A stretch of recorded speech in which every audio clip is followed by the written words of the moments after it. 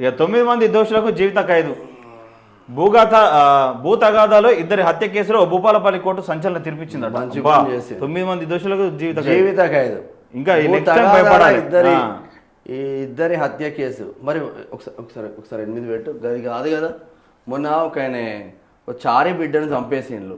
నిజంగా ఇటువంటి తీర్పుల వల్ల కొంచెమైనా మారేటువంటి అవకాశం ఉంటుంది. అదేమన్నా ఉన్నదా?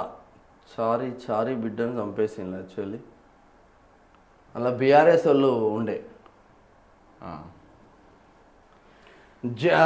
జయశంకర్ భూపాలపల్లి జిల్లా కాటారం మండలం గంగారం గ్రామంలో భూమి తగాదాల నేపథ్యంలో జరిగిన హత్య కేసులో 9 మంది నిందితులకు ప్రిన్సిపల్ జిల్లా సెషన్ న్యాయస్థానం భూపాలపల్లి న్యాయమూర్తి సిహెచ్ రమేష్ బాబు జీవిత ఖైదు శిక్ష విధిస్తూ మంగళవారం సంచలన తీర్పు వెలువరించారు. ఈ కేసులో నిందితులైన లౌడియా మాంకాళి నాయక్, లౌడియా భాస్కర్ నాయక్, లౌడియా సర్దార్ నాయక్, లౌడియా బాపు నాయక్ కౌశల్య, లౌడియా సారయ్య నాయక్, బాబు నాయక్, లౌడియా సమ్మయ్య, అజ్మీరా రాజ్ కుమార్ కు జీవిత ఖైదు శిక్ష విధిస్తూ తీర్పు వెలువరించారు. లంబడోళ్ళు ఘోరంగా కొట్టుకున్నారు భూముల విషయంలో. ఇప్పుడు వీడు జీవిత ఖైదు వాడే. ఇక కొంతకాలంగా భూతగాదాల విషయమై ఇరు వర్గాల మధ్య తరచు గొడవలు జరుగుతున్నాయి. 2021 జూన్ 19న ఇక మంజనాయక్ తన కుమారుతో పత్తి చేనులో పనులు చేసుకుంటున్న సమయంలో పైన ఉన్న వ్యక్తులు గొడ్డలు కర్రలు పట్టుకొని కారం చల్లుతూ ఇక మంజనాయక్ అతని ఇద్దరు కుమారులు సారయ్య నాయక్, భాస్కర్ నాయక్ పై దాడి చేశారు. ఈ ఘటనలో ఇక మంజనాయక్ అతని ఇద్దరు కుమారులు అక్కడికక్కడే మృతి చెందారు. మరో కుమారుడు తీవ్ర గాయాలతో ప్రాణాలతో బయటపడ్డాడు. ఈ హత్య కేసును పోలీసులు శాస్త్రీయంగా దర్యాప్తు చేసే పక్క ఆధారాలతో కోర్టులో ఛార్జ్ షీట్ దాఖలు చేశారు. పబ్లిక్ ప్రాసిక్యూటర్ ఎదులాపురం శ్రీనివాస సమర్థవంతంగా వాదనలు వినిపించారు. దీంతో కోర్టు 9 మంది నిందితులకు దోషులుగా గుర్తించి జీవిత ఖైదుతో పాటు 31,000 జరిమానా విధించింది. ఈ కేసు దర్యాప్తులో అప్పటి డిఎస్పీ బోనాల కిషన్, ఇక పర్యవేక్షణ SI Sambamurthy, K Ramesh, liaisoning officer G Venkaiah కీలకంగా పనిచేశారు. వారి సమర్థవంతమైన సేవలకు జిల్లా ఎస్పీ సిరిశెట్టి సంకీర్త్ అభినందించారు. ఈ తీర్పుతో నేరాలకు పాల్పడే వారికి కఠిన శిక్షలు తప్పవని, చట్టం ముందు ఎవరు తప్పించుకోలేరని పోలీసులు స్పష్టం చేశారు. డిఎస్పీ బోనాల కిషన్ నేను కలిసిన కాటారంలో కలిసిన మంచి వ్యక్తిత్వం. డిఎస్పీ అన్న ప్రౌడ్ ఉండదు. తప్పు చేసినోడికి 100% శిక్ష పడాలి. వాడు నా కులపోడా, నీ కులపోడా, నా ఓడా, నీ కూడా సంబంధం. తప్పు చేస్తే 100% శిక్ష పడాలి. తప్పు చేయనోడు మాత్రం 100% శిక్షకు అనర్హుడు అని నికాల్సిగా కొట్లాడే బిడ్డ బోనాల కిషన్. ఇప్పుడు ఇట్లా కొట్లాడితే 9 మందికి సెల్యూట్ సార్ మీకు. ఎందుకంటే మిమ్మల్ని దగ్గర నుంచి చూసిన వ్యక్తిగా అంటే ఇక్కడ ఆవేశానికి లోనైతే ఏం జరుగుతుంది?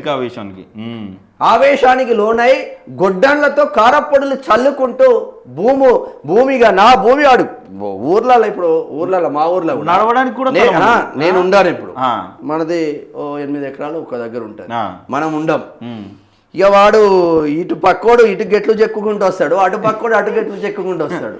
నా భూమి మీద రా అంటే నేను ఒకరోజు వస్తే మీకు ఉంటుంది మళ్ళా కథ. సర్వే బయట పడుతుంది. కారపొళ్ళు గొడ్డలు ఎందుకు రా నాయన, నేను నార్మల్ ప్రకారమే పోతాం మేము. మారండ్రా ఇప్పుడన్నా నడవడానికి స్థలం ఉండదు ఆ గట్ల మీద. మరి మందు ఆంధ్రాన్ని చూసి నేర్చుకోండి రా. కాకినాడకు ఒకసారి పోండి, కాకినాడకు ఈస్ట్ గోదావరి, వెస్ట్ గోదావరికి ఒకసారి పోండి. నేను అవన్నీ తిరిగినా. మా చుట్టాలు కూడా ఉన్నారు అటు సైడ్ కూడా.